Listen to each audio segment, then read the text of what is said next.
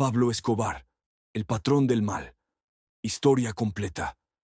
Pablo Emilio Escobar. Gaviria nació el 1 de diciembre de 1949 en el pequeño pueblo de Río Negro, Antioquia, Colombia. Su padre, Abel de Jesús Escobar, era agricultor, y su madre, Hermilda Gaviria, una maestra de escuela. Desde niño, Pablo mostró una ambición desbordante. No soñaba con ser doctor ni abogado. Quería ser rico, el más rico de todos.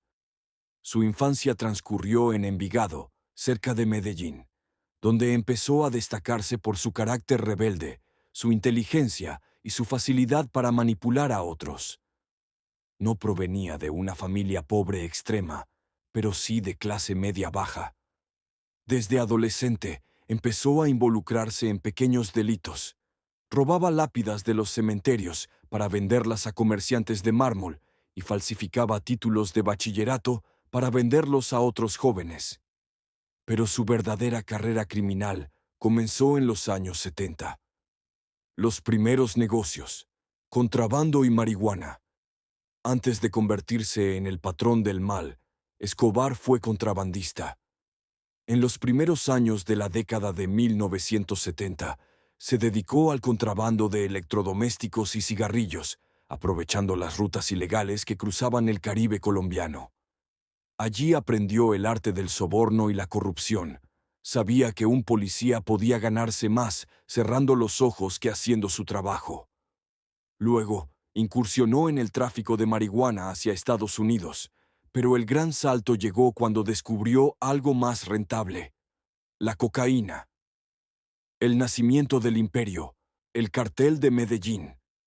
A mediados de los 70, Pablo Escobar se asoció con varios narcotraficantes antioqueños, entre ellos los hermanos Ochoa, Carlos Leder, José Gonzalo Rodríguez Gacha, el mexicano, y Jorge Luis Ochoa Vázquez. Juntos fundaron lo que sería el Cartel de Medellín, una organización que dominaría el tráfico mundial de cocaína durante más de una década. La operación era perfecta. Desde laboratorios escondidos en la selva colombiana, procesaban cocaína pura y la transportaban a Estados Unidos mediante aviones, barcos y mulas humanas. Cada semana enviaban toneladas de droga. A finales de los años 70, el 80% de la cocaína del mundo pasaba por manos del cartel de Medellín. Escobar ganaba tanto dinero que no sabía dónde guardarlo. Se estima que llegó a ganar más de 420 millones de dólares a la semana.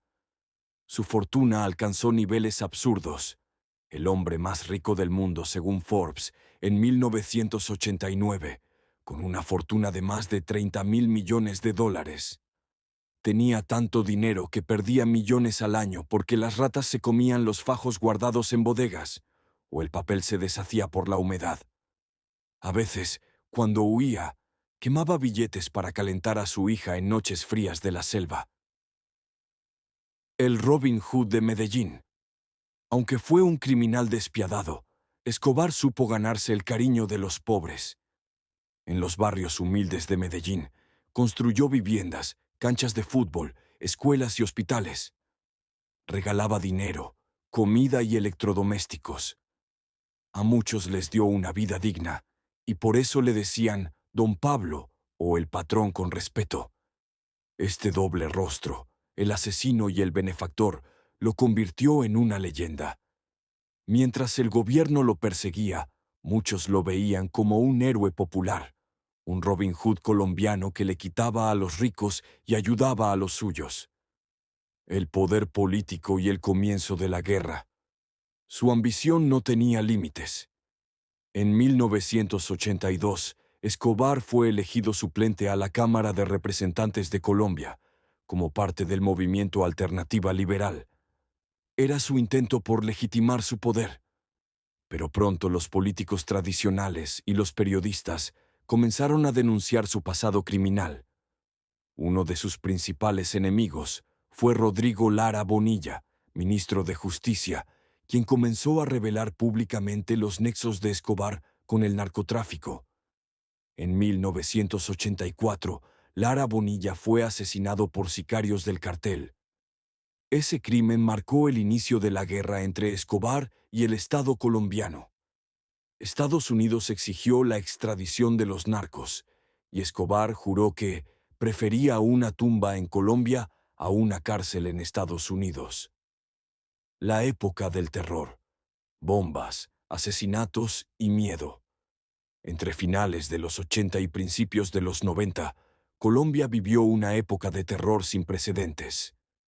Escobar declaró la guerra abierta contra el Estado para evitar su extradición. Ordenó asesinar jueces, políticos, policías, periodistas y hasta candidatos presidenciales. Mandó poner bombas en edificios, aviones y centros comerciales. En 1989, un atentado contra un avión de Avianca dejó 110 muertos. Ese mismo año, explotó un carro bomba en el DAS, Policía Secreta Colombiana, matando a más de 50 personas. Escobar era el hombre más buscado del planeta, pero seguía moviendo los hilos del poder desde las sombras. La Catedral, su prisión dorada. En 1991, el gobierno colombiano, cansado de tanta violencia, negoció con Escobar su entrega. Se comprometieron a no extraditarlo si se entregaba y cumplía su condena en una cárcel construida por él mismo. La Catedral. Pero esa cárcel era un palacio. Tenía discoteca, cancha de fútbol, jacuzzi, bar, teléfono y lujos inimaginables. Desde allí seguía dirigiendo su imperio criminal.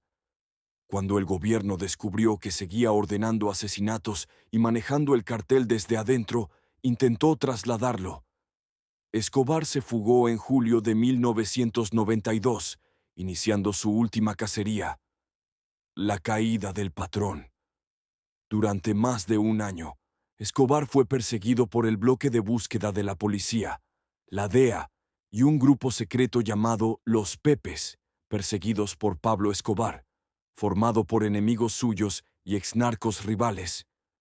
Vivía escondido, cambiando de casa constantemente, sin su familia, cada vez más paranoico. Su poder se desmoronaba. Los Ochoa se habían entregado, Rodríguez Gacha estaba muerto y el cartel de Cali lo había traicionado. El 2 de diciembre de 1993, un día después de cumplir 44 años, la policía colombiana localizó una llamada telefónica que Escobar hizo a su hijo. En un barrio de Medellín, el bloque de búsqueda rodeó la casa donde se ocultaba. Escobar intentó huir por los techos, pero fue abatido por los agentes. Una bala en la cabeza puso fin a su vida. Hasta hoy se debate si la policía lo mató o si él mismo se suicidó. El legado del patrón. Más de 25,000 personas asistieron a su funeral. Muchos lloraron sinceramente, porque para los pobres de Medellín, Escobar era un benefactor. Pero para el resto del mundo, su nombre quedó como sinónimo de terror, violencia y corrupción.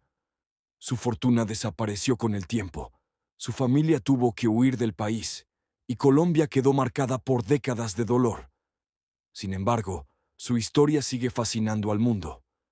Libros, series, películas y documentales han inmortalizado su figura. Pablo Escobar no solo fue un narcotraficante, fue un símbolo del poder sin límites, de la ambición humana y de cómo un solo hombre puede desafiar a todo un estado. Frases y datos curiosos. Decía, plata o plomo, su lema para corromper o eliminar. Llegó a ofrecer 2.000 millones de dólares para pagar la deuda externa de Colombia. Tenía una finca llamada Hacienda Nápoles, con zoológico privado, pista de aterrizaje, lagos artificiales y autos de lujo. Su hipopótamo Pepe fue uno de los primeros animales del zoológico, y hoy en día los descendientes de esos hipopótamos viven libres en los ríos de Colombia. Un zoológico con más de 200 animales. Una pista de aterrizaje para aviones privados, lagos artificiales, una plaza de toros, una colección de autos y motos de lujo, e incluso réplicas de dinosaurios gigantes. Entre los animales que vivían allí había elefantes, jirafas, leones, tigres, cebras, aves exóticas, antílopes, flamencos y los famosos hipopótamos que más tarde se volverían un gran problema ambiental. Escobar trajo muchos de estos animales ilegalmente, usando los mismos aviones y rutas que utilizaba para traficar cocaína. Pagaba sumas enormes por cada ejemplar y los cuidaba como si fueran parte de su familia. Incluso tenía veterinarios privados y personal dedicado solo al cuidado del zoológico. Tras la muerte de Escobar, abandono y saqueo. Cuando Escobar murió en 1993, su hacienda fue saqueada por el pueblo y por los enemigos del cartel. El Estado colombiano confiscó la propiedad, pero durante años el lugar quedó abandonado. Los animales quedaron sin comida ni atención. Muchos murieron de hambre o enfermedades, otros fueron robados y vendidos ilegalmente, y algunos escaparon a la selva. Los hipopótamos, por ejemplo, encontraron refugio en los ríos cercanos. Y aquí comienza la parte más sorprendente de toda la historia,